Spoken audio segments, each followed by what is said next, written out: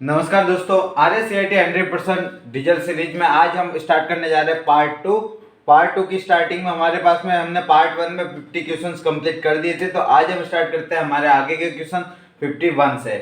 Undo operation के लिए keyboard shortcut कौन सा है? हमारे पास में चार ऑप्शन है, control plus Z, shift plus Z, alt plus U, control plus you.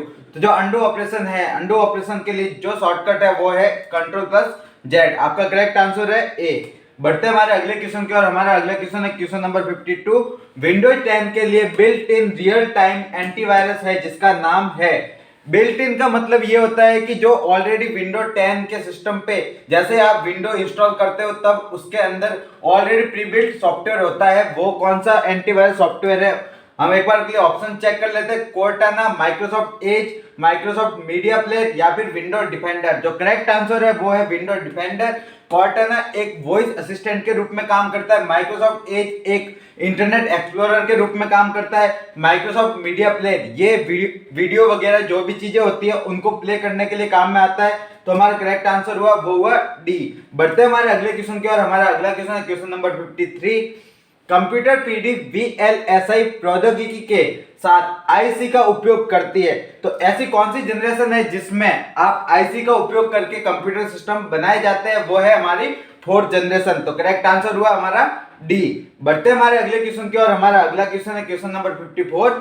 निम्न में से कौन सा सॉफ्टवेयर का उदाहरण नहीं है? इसमें हमें पूछा गया कि कौन सा ऐसा एप्लीकेशन है जो कि सॉफ्टवेयर का उदाहरण नहीं है। एमएस वर्ड ये एक सॉफ्टवेयर है, एंटीवायरस ये भी एक सॉफ्टवेयर है, स्कैनर ये एक हार्डवेयर में आता है और प्रिंटर ड्राइवर ये भी एक सॉफ्टवेयर है जो कि जिन्हें हम सिस्टम सॉफ्टवेयर के रूप में भी जान सकते हैं। तो करेक्ट आंसर हुआ हमारा सी। बढ़ते हमारे अगले क्वेश्चन की और हमारा अगला क्वेश्चन है क्वेश्चन नंबर 55। किसी डॉक्यूमेंट में नया अनुच्छेद पैराग्राफ दर्ज करने के लिए आप कौन सी कुंजी का उपयोग करते हैं? तो अगर आपके डॉक्यूमेंट में कोई भी एक नया पैराग्राफ इंसर्ट करना है तो आप कौन सी कुंजी का उपयोग करोगे? वो करोगे एंटर कुंजी का। ऑल्ट, ईएससी और कंट्रोल इनका यूज नहीं करेंगे कोई नया पैराग्राफ लाने के लिए। तो हमारा करेक्ट आंसर हुआ वो हुआ ए। बढ़ते हमारे अगले क्वेश्चन की और हमारा अगला क्वेश्चन है क्वेश्चन नंबर 56। आप किसी भी दस्तावेज को अन्य व्यक्ति के साथ स्पेस द्वारा साझा करते हैं, मतलब आप किस माध्यम से शेयर कर सकते हो? आप ब्लूटूथ से शेयर कर सकते हो, यूनिकोड से आप कभी शेयर नहीं कर पाओगे, ईमेल से भी आप किसी को डॉक्यूमेंट भेज सकते हो। तो हमारा करेक्ट आंसर हुआ वो हुआ दो। दोनों ए और सी दोनों ही माध्यम है जिनके माध्यम से हम डॉक्यूमेंट को कहीं पे भी ट्रांसफर कर सकते हैं। तो हमारा करेक्ट आंसर हुआ वो हुआ डी। बढ़ते हमारे अगले क्वेश्चन की और हमारा अगला क्वेश्चन है क्वेश्चन नंबर 57। इंटरनेट शब्दावली में आईपी का मतलब क्या है? तो जो इंटरनेट के अंदर जो आईपी का मतलब क्या होता है? आईपी की फुल फॉर्म है इंटरनेट प्रोटोकॉल। तो हमारा करेक्ट आंसर हुआ वो हुआ सी। बढ़ते हैं हमारे अगले क्वेश्चन की और हमारा अगला क्वेश्चन है क्वेश्चन नंबर 58। निम्न में से कौन सा आपके कंप्यूटर सिस्टम के लिए दुर्भावनापूर्ण है? दुर्भावनापूर्ण मतलब कोई ना कोई हार्मफुल इफेक्ट डालेगा। तो वो काम होता है वायरस का। एंटीवायरस वायरस को रोकने का काम करते हैं, फायरवॉल भी वायरस को रोकने का काम करते हैं, अपडेट एंड सिक्योरिटी ये भी वायरस को रोकने का ही काम करता है। जबकि वायरस ही ऐसा है जो कंप्यूटर सिस्टम में दुर्भावनापूर्ण तरीके से यूज होता है। तो हमारा करेक्ट आंसर हुआ वो हुआ ए। बढ़ते हमारे अगले क्वेश्चन की और हमारा अगला क्वेश्चन है क्वेश्चन नंबर 59। Amazon.com क्या प्रदान करती है? तो हम एक बार के लिए ऑप्शंस के बारे में जान लेते हैं। Amazon.com क्या B2B e commerce environment provide करती है, या B2C e commerce environment provide करती है, या C2C e commerce environment provide करती है, या फिर उपयुक्त में से कोई नहीं? तो Amazon.com क्या करता है? एक बिजनेस से कंज्यूमर तक एक एनवायरनमेंट ई कॉमर्स का एनवायरनमेंट प्रोवाइड करता है। तो हमारा करेक्ट आंसर हुआ वो हुआ B, business to customer environment provide करना। तो हमारा करेक्ट आंसर हुआ बी। बढ़ते हमारे अगले क्वेश्चन की और हमारा अगला क्वेश्चन है क्वेश्चन नंबर 60। प्रिंटर की आउटपुट गुणवत्ता को किसमें नापा जाता है? तो प्रिंटर की जो क्वालिटी चेक करने के लिए आप किसमें नापोगे? वो नापोगे आप डॉट पर इंचेज में। तो यहाँ से इसके सिस्टम की क्वालिटी चेक होती है, प्रिंटर की क्वालिटी चेक होती है कि वो कितना हाई लेवल का प्रिंटर है। तो हमारा करेक्ट आंसर हुआ वो हुआ बी। बढ़ते हमारे अगले क्वेश्चन की और हमारा अगला क्वेश्चन है क्वेश्चन नंबर 61। निम्नलिखित में से कौन सा मोबाइल ऑपरेटिंग सिस्टम का उदाहरण है? तो मोबाइल ऑपरेटिंग सिस्टम के बारे में चेक कर लेते हैं। Unix, window XP and Linux ये तीनों पीसी के ऑपरेटिंग सिस्टम में माने जाते हैं, जबकि एक एंड्रॉइड ये एक मोबाइल ऑपरेटिंग सिस्टम है। तो हमारा करेक्ट आंसर हुआ वो हुआ सी। बढ़ते हैं हमारे अगले क्वेश्चन की ओर। हमारा अगला क्वेश्चन है क्वेश्चन नंबर 62। एक साथ जुड़े कंप्यूटर के संग्रह को क्या कहा जाता है? एक साथ में कंप्यूटर के संग्रह को क्या बोला जाता है? वो बोला जाता है नेटवर्क। तो हमारा करेक्ट आंसर हुआ वो हुआ सी। बढ़ते हैं हमारे अगले क्वेश्चन की ओर। हमारा अगला क्वेश्चन है क्वेश्चन नंबर 63। डॉक्यूमेंट में हाइपरलिंक डालने के लिए आप कौन सी शॉर्टकट कुंजी का उपयोग करते हो? वो हम यूज करते हैं Ctrl+K। तो हमारा करेक्ट आंसर हुआ वो हुआ ए। बढ़ते हैं हमारे अगले क्वेश्चन की ओर। हमारा अगला क्वेश्चन है क्वेश्चन नंबर 64। आईपी पते में वैध उदाहरण कौन सा है? तो हम एक बार के लिए ऑप्शन चेक कर लेते हैं कि आईपी एड्रेस का एक लीगल या फिर एक करेक्ट आंसर कौन सा है, करेक्ट एग्जांपल कौन सा है। तो आईपी एड्रेस में हमेशा एक डॉट यूज होते हैं और साथ में कुछ नंबर्स होते हैं। तो हमारा ये आईपी एड्रेस का जो करेक्ट फॉर्मेट है वो है ए। इसमें ये एक डोमेन नाम से फॉर्मेट है, ये एक फाइल की लोकेशन का फॉर्मेट है और ये एक वैध एग्जांपल है ही नहीं। तो हमारा करेक्ट आंसर हुआ वो हुआ ए। बढ़ते हमारे अगले क्वेश्चन की और हमारा अगला क्वेश्चन है question number 65।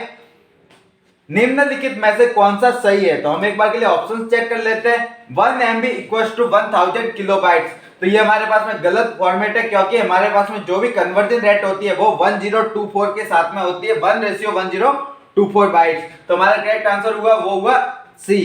1 KB equals to 1024 bytes. तो हमारा करेक्ट आंसर हुआ सी। बढ़ते हैं हमारे अगले क्वेश्चन की और हमारा अगला क्वेश्चन है क्वेश्चन नंबर 66। वेब पते देखने के लिए उपयोगकर्ता को वेबसाइट पर दर्ज करना होता है, जिसे कहते हैं। अगर आपको किसी का वेब पेज देखना है तो आप किस चीज का यूज करोगे? आप यूज करोगे यूआरएल का, यूनिफॉर्म रिसोर्स लोकेटर। तो हमारा करेक्ट आंसर हुआ वो हुआ ए। बढ़ते हमारे अगले क्वेश्चन की ओर। हमारा अगला क्वेश्चन है क्वेश्चन नंबर 67। ALU का पूरा नाम क्या है? ALU का फुल फॉर्म होती है अर्थमेटिकल लॉजिकल यूनिट। तो हमारा करेक्ट आंसर हुआ वो हुआ ए, अर्थमेटिक लॉजिक यूनिट। तो हमारा करेक्ट आंसर ए। तो बढ़ते हैं हमारे अगले क्वेश्चन की और हमारा अगला क्वेश्चन है क्वेश्चन नंबर 68। निम्न में से कौन सा हार्डवेयर का उदाहरण नहीं है? क्वेश्चन में हमें घुमा फिरा के पूछा गया है कि हार्डवेयर का एग्जांपल नहीं है। तो हम एक बार के लिए ऑप्शन चेक कर लेते हैं। OCR, प्रिंटर एंड स्कैनर, ये तीनों हार्डवेयर के एग्जांपल है, जबकि MS वर्ड ये एक सॉफ्टवेयर होता है। तो हमारा करेक्ट आंसर हुआ इस क्वेश्चन का वो हुआ बी। बढ़ते हैं हमारे अगले क्वेश्चन की और हमारा अगला क्वेश्चन है क्वेश्चन नंबर 69। MS वर्ड में स्पेस बार पर दस्तावेज का नाम दिखता है, तो कौन से बार पर आपके डॉक्यूमेंट का नाम दिखेगा? वो दिखता है आपका टाइटल बार पे। तो हमारा करेक्ट आंसर हुआ वो हुआ सी। बढ़ते हैं हमारे अगले क्वेश्चन की और हमारा अगला क्वेश्चन है क्वेश्चन नंबर 70। विंडो 10 में टास्क बार का मूलभूत स्थान कहां होता है?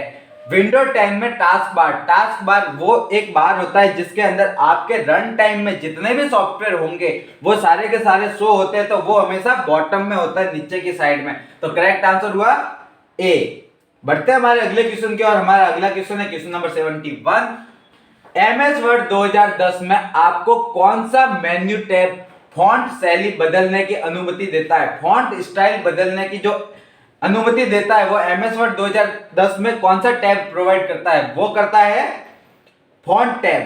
तो सॉरी, वो करता है होम टैब। तो करेक्ट आंसर हुआ वो हुआ सी। बढ़ते हमारे अगले क्वेश्चन की और हमारा अगला क्वेश्चन है क्वेश्चन नंबर 72।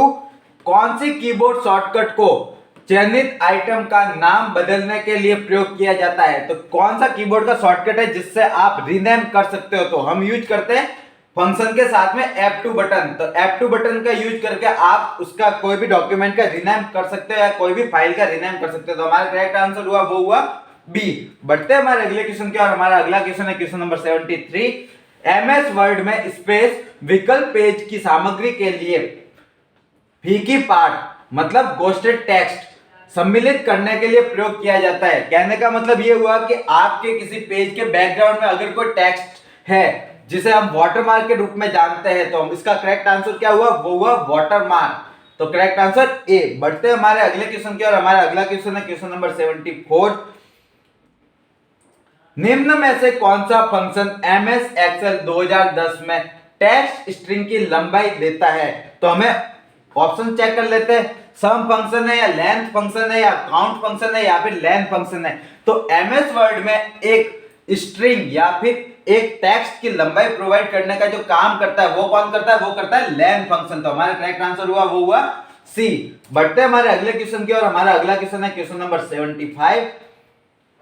आप जीमेल में ईमेल संदेश कैसे लिख सकते हैं? आप जीमेल के थ्रू आप ईमेल कैसे भेजोगे या फिर कैसे लिखोगे? तो वो हम यूज करते हैं कंपोज पर क्लिक करके आप एक ईमेल को भेज सकते हो। तो हमारा करेक्ट आंसर हुआ वो हुआ बी। बढ़ते हैं हमारे अगले क्वेश्चन की और हमारा अगला क्वेश्चन है क्वेश्चन नंबर 76। वेब पेज देखने के लिए उपयोगकर्ता को वेबसाइट पता दर्ज करना होता है जिसे कहते हैं वेब पता।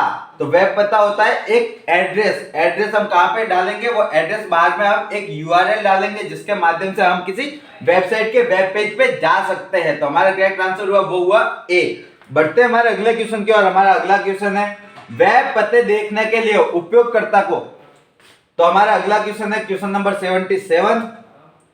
आप एमएस विंडो 10 में निशुल्क मोबाइल एप्लीकेशन और गेम प्राप्त निम्न कर सकते हैं। तो एमएस विंडो 2010 में आप एमएस विंडो 10 में जो निशुल्क मोबाइल एप्लीकेशन और गेम प्राप्त करने के लिए आप कौन सी चीज का यूज करोगे? वो यूज करोगे आप विंडो स्टोर से। तो विंडो स्टोर से आप कोई भी एक एप्लीकेशन को डाउनलोड कर सकते हो फ्री ऑफ कॉस्ट। तो बढ़ते हैं हमारे अगले क्वेश्चन की और हमारा अगला क्वेश्चन है क्वेश्चन नंबर 78। एमएस एक्सेल 2010 में फंक्शन विभाजक द्वारा विभाजित संख्या के बाद शेष राशि का प्रदर्शित करता है।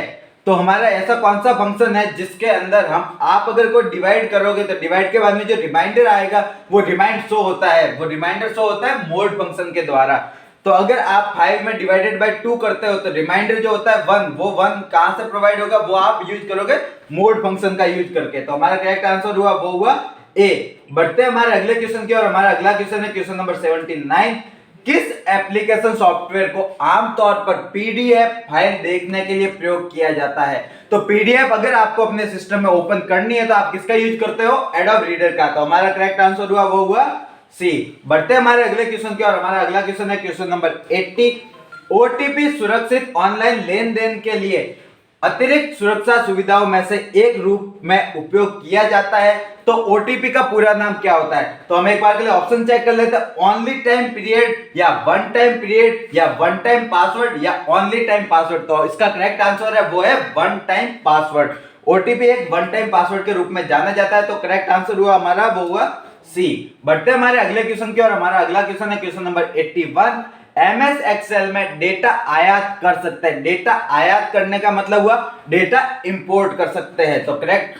तो एक बार के लिए ऑप्शन चेक कर लेते हैं। एमएस एक्सेल डेटाबेस से या वेब पेज से या टेक्स्ट फाइल से या उपरोक्त सभी से। तो हम इन सभी माध्यम से एमएस एक्सेल में डेटा आयात कर सकते हैं, मतलब इंपोर्ट कर सकते हैं। तो हमारा करेक्ट आंसर हुआ वो हुआ डी। बढ़ते हैं हमारे अगले क्वेश्चन की और हमारा अगला क्वेश्चन है क्वेश्चन नंबर 82। आपके हार्ड ड्राइव डेटा को संरक्षित करने का सबसे अच्छा तरीका है। संरक्षित करने का मतलब हुआ आपको सिक्योर करने का। तो सबसे बेस्ट तरीका है वो है आप अपना बैकअप ले लीजिए जिसके माध्यम से आपका डेटा एक सुरक्षित रूप में प्रोवाइड हो जाएगा। तो हमारा करेक्ट आंसर हुआ वो हुआ डी। बढ़ते हैं हमारे अगले क्वेश्चन की और हमारा अगला क्वेश्चन है क्वेश्चन नंबर 83। एमएस एक्सेल 2010 में विंडो को दो भागों में विभाजित करने के लिए कौन से मेन्यू विकल्प का उपयोग किया जाता है? तो एमएस एक्सेल 2010 में अगर आपको विंडो को दो भागों में डिवाइड करना है तो आप यूज करोगे व्यू स्प्लिट का ऑप्शन। तो हमारा करेक्ट आंसर हुआ वो हुआ ए। बढ़ते हमारे अगले क्वेश्चन की और हमारा अगला क्वेश्चन है क्वेश्चन नंबर 84। प्रिंटर की आउटपुट गुणवत्ता को किसमें मापा जाता है? कि प्रिंटर की क्वालिटी चेक करने के लिए आप किसमें मापोगे? वो मापोगे आप डॉट पर इंचेज में। तो हमारा करेक्ट आंसर हुआ वो हुआ बी। बढ़ते हैं हमारे अगले क्वेश्चन की और हमारा अगला क्वेश्चन है क्वेश्चन नंबर 85। पैराग्राफ को दाएं और बाएं से दोनों साइड से मार्जिन देने के लिए आप किस चीज का संदर्भित करते हो? तो हमें पैराग्राफ को दाएं और बाएं दोनों साइड से अगर मार्जिन देना है बराबर दूरी पे तो आप किसका यूज करोगे? वो यूज करोगे आप अलाइनमेंट का। तो हमारा करेक्ट आंसर हुआ, अरे गलत बात, 85 में पंगा है। तो बढ़ते हैं हमारे अगले क्वेश्चन की और हमारा अगला क्वेश्चन है क्वेश्चन नंबर 85। पैराग्राफ को दाएं बाएं या दोनों मार्जिन से दूर ले जाने को आप किस चीज से संदर्भित करते हो? तो हम एक बार के लिए ऑप्शंस के बारे में चेक कर लेते हैं। क्वेश्चंस में हमें पूछा गया कि आपको पैराग्राफ को इस साइड से राइट साइड से या तो राइट साइड से किसी एक दूरी पर खिसकाना हो या फिर लेफ्ट साइड से किसी दूरी पर खिसकाना, तो आप किस चीज का यूज करते हो? वो आप यूज करते हो इंडेंटिंग का। तो हमारा करेक्ट आंसर हुआ वो हुआ ए। तो बढ़ते हैं हमारे अगले क्वेश्चन की और हमारा अगला क्वेश्चन है क्वेश्चन नंबर 86।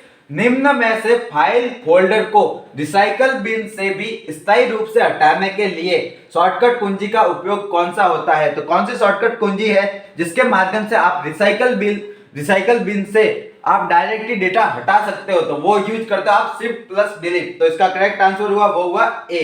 बढ़ते हमारे अगले क्वेश्चन की और हमारा अगला क्वेश्चन है क्वेश्चन नंबर 87। निम्नलिखित में से कौन सा ऑपरेटिंग सिस्टम का वैध एग्जांपल नहीं है? तो हम चेक करते हैं एक बार के लिए ऑप्शंस के बारे में। Linux, Google Chrome, MS DOS, Google Android. तो ऑपरेटिंग सिस्टम की बात की है तो इसमें आपके मोबाइल ऑपरेटिंग सिस्टम भी हो सकते हैं और आपके कंप्यूटर ऑपरेटिंग सिस्टम भी हो सकते हैं। तो हमारा करेक्ट आंसर हुआ वो हुआ गूगल क्रोम। ये एक ब्राउजर है तो ये एक ऑपरेटिंग सिस्टम तो नहीं होता। तो करेक्ट आंसर हुआ वो हुआ बी। बढ़ते हमारे अगले क्वेश्चन की और हमारा अगला क्वेश्चन है क्वेश्चन नंबर 88। स्पेस प्रोटोकॉल विभिन्न होस्ट के बीच में ईमेल सुविधा प्रदान करता है। तो ऐसी कौन सी प्रोटोकॉल है जो आपके ईमेल की सुविधा प्रदान करता है? तो वो होती है SMTP, simple mail transfer protocol. तो हमारा करेक्ट आंसर हुआ वो हुआ ए। अगर आपको कोई फाइल ट्रांसफर करनी होती तो आप कौन सी यूज करते हैं? FTP, file transfer protocol. तो बढ़ते हैं हमारे अगले क्वेश्चन की और हमारा अगला क्वेश्चन है क्वेश्चन नंबर 89। स्पेस का उपयोग करके डॉक्यूमेंट में पार्ट को शामिल करने के लिए किया जाता है जो प्रत्येक पृष्ठ को दोहराया जाता है। तो ऐसी कौन सी चीज है जो डॉक्यूमेंट में इंसर्ट कर दोगे और उसके बाद में हर पेज पर वो चीज दोहराई जाती है?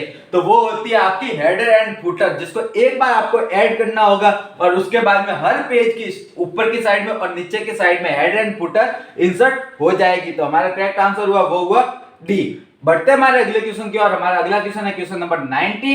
आमतौर पर किस प्रकार का सॉफ्टवेयर कंप्यूटर का समर्थन अपने आंतरिक संसाधनों का प्रबंधन करने के लिए किया जाता है? तो ऐसा कौन सा सॉफ्टवेयर है, कंप्यूटर सॉफ्टवेयर है जो कि इंटरनल संसाधन बोले तो हार्डवेयर को यूज करके और उसको यूज करेगा? तो ऐसा कौन सा चीज होती है? वो होती है सिस्टम सॉफ्टवेयर। एक ऐसे सॉफ्टवेयर होते हैं जिनके माध्यम से आप हार्डवेयर की किसी चीज को यूज कर सकते हो। तो हमारा करेक्ट आंसर हुआ वो हुआ बी।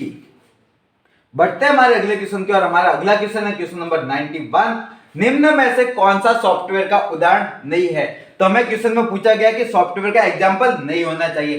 चेक करते हैं एक बार। एमएस वर्ड, एंटीवायरस, स्कैनर और प्रिंटर ड्राइवर। ड्राइवर एक सॉफ्टवेयर है, एंटीवायरस भी सॉफ्टवेयर है, एमएस वर्ड भी सॉफ्टवेयर है। एंड ड्राइवर के बारे में बात की जाए तो ड्राइवर एक सिस्टम सॉफ्टवेयर के अंदर आते हैं। तो हमारा करेक्ट आंसर हुआ इस क्वेश्चन का वो हुआ स्कैनर। स्कैनर एक सॉफ्टवेयर का एग्जांपल नहीं है। तो हम चेक करते हैं आंसर करेक्ट, हमारा आंसर है करेक्ट। तो बढ़ते हैं हमारे अगले क्वेश्चन की और हमारा अगला क्वेश्चन है क्वेश्चन नंबर 92।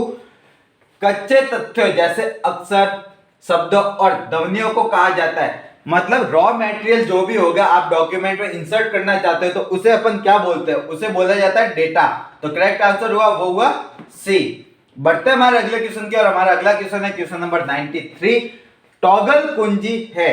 तो टॉगल कीज कौन कौन सी होती है? टॉगल कीज वो कीज होती है जिनके माध्यम से एक बार आप क्लिक करोगे तो उस टाइम पे तो कुछ अलग चीज प्रोवाइड होगी। जैसे कैप्स लॉक यूज नहीं करते तब तक तो हमारे सारे केस स्मॉल में आते हैं और जैसे हम कैप्स लॉक यूज कर देते हैं तब हमारे पास में सारे केस कैपिटल में आते हैं। एज इट इज अगर आप नम लॉक यूज करते हो तो नम लॉक के अंदर आप अगर यूज करोगे तो आपका नम पैड यूज होगा, अदरवाइज आपका नम पैड एज ए नेविगेशन की के रूप में यूज होता है। एज इट इज हमारे पास में स्क्रॉल लॉक भी होता है जो कि एक टॉगल की का एग्जांपल है। तो हमारा करेक्ट आंसर हुआ वो हुआ उपरोक्त सभी। ये सभी ऑप्शन है जो कि टॉगल की के रूप में हम जाने जाते हैं। तो करेक्ट आंसर हुआ वो हुआ डी। बढ़ते हैं हमारे अगले क्वेश्चन की और हमारा अगला क्वेश्चन है क्वेश्चन नंबर 94। निम्न में से सबसे सही कथन का चयन कीजिए। हमें पूछा गया कि कौन सा एकदम सही कथन है? ब्लूटूथ की संचार सीमा वाईफाई की तुलना में उच्च है। ये बात एक गलत है। को एक्सियल केबल में दो स्वतंत्र इंसुलेटेड तार एक दूसरे के चारों ओर ट्विस्टेड होते हैं, यह बात सही है। माइक्रोसॉफ्ट वन ड्राइव क्लाउड आधारित फाइल शेयरिंग का सिस्टम है, यह बात एकदम सही है क्योंकि माइक्रोसॉफ्ट वन ड्राइव क्लाउड ये क्लाउड आधारित शेयरिंग का ऑप्शन है जिसमें आप अपने डॉक्यूमेंट को कहीं पे भी नेट पे ओवर द इंटरनेट आप रखोगे और उसको आप किसी और पर्सन के साथ में शेयर कर सकते हो। तो इसका करेक्ट आंसर हुआ वो हुआ सी। बढ़ते हमारे अगले क्वेश्चन की और हमारा अगला क्वेश्चन है क्वेश्चन नंबर 95। निम्न में से कौन सा कैशलेस लेन देन का समर्थन करता है? सबसे उपयुक्त विकल्प का चयन कीजिए। तो कैशलेस ट्रांजैक्शन जो भी होते हैं वो हम यूज करते हैं नेट बैंकिंग के माध्यम से, क्रेडिट कार्ड के माध्यम से, डेबिट कार्ड के माध्यम से, मतलब सारे माध्यम है जिनके थ्रू आप कैशलेस ट्रांजैक्शन कर सकते हो। तो हमारा करेक्ट आंसर हुआ वो हुआ उपरोक्त सभी डी। बढ़ते हमारे अगले क्वेश्चन की और हमारा अगला क्वेश्चन है क्वेश्चन नंबर 96। निम्न में से कौन सा ई वॉलेट का एग्जाम्पल है? तो ई वॉलेट के बारे में बात करता है तो ई वॉलेट का मतलब होता है कि आपके एक फिजिकल वॉलेट को एक वर्चुअल वॉलेट के रूप में ट्रांजैक्शन करने के यूज में आने वाला वॉलेट वही ई वॉलेट कहलाता है। तो हमारे पास में पेटीएम है, पेटीएम एक ई वॉलेट का एग्जाम्पल है। तो हमारा करेक्ट आंसर हुआ वो हुआ सी। बढ़ते हमारे अगले क्वेश्चन की और हमारा अगला क्वेश्चन है क्वेश्चन नंबर 97। निम्न में से कौन सा वेब ब्राउजर का एक उदाहरण नहीं है? क्वेश्चन में अगेन हमें पूछा गया कि वेब ब्राउजर का एग्जांपल नहीं होना चाहिए। इंटरनेट एक्सप्लोरर ये एक वेब ब्राउजर का एग्जांपल है। हाल ही में इंटरनेट एक्सप्लोरर होके चेंज माइक्रोसॉफ्ट एज के नाम से जाना जाता है। Opera and Google and Mozilla Firefox, opera and Mozilla Firefox ये दोनों भी एक वेब ब्राउजर के एग्जांपल है, जबकि गूगल एक सर्च इंजन का एग्जांपल है। तो हमारा करेक्ट आंसर क्या हुआ वो हुआ सी। बढ़ते हमारे अगले क्वेश्चन की और हमारा अगला क्वेश्चन है क्वेश्चन नंबर 98। वाईफाई का पूरा नाम क्या है? वाईफाई का पूरा नाम है वायरलेस फाइडेलिटी। तो हमारा करेक्ट आंसर हुआ वो हुआ डी। बढ़ते हमारे अगले क्वेश्चन की और हमारा अगला क्वेश्चन है क्वेश्चन नंबर 99। इनमें से कौन सा सोशल नेटवर्किंग वेबसाइट का श्रेणी में आता है? तो सोशल नेटवर्किंग वेबसाइट के बारे में बात करते हैं तो सोशल नेटवर्किंग वेबसाइट वो वेबसाइटें होती है जिनके माध्यम से आप एक दूसरे से कनेक्ट कर सकते हो और आप एक दूसरे से कुछ भी चीजें बात और कुछ भी चीजें शेयर कर सकते हो। तो हम एक बार के लिए ऑप्शंस के बारे में चेक कर लेते हैं। फेसबुक, ट्विटर, लिंक्डइन ये सोशल नेटवर्किंग वेबसाइट का एग्जांपल है और इसमें और भी बहुत सारे आते हैं जैसे यूट्यूब हो गया, आप इंस्टाग्राम यूज करते हो, तो ये सारे सोशल नेटवर्किंग वेबसाइट के ही एग्जांपल है। तो हमारा करेक्ट आंसर हुआ वो हुआ ए। बढ़ते हैं हमारे आखिरी क्वेश्चन की और हमारा आखिरी क्वेश्चन है क्वेश्चन नंबर 100।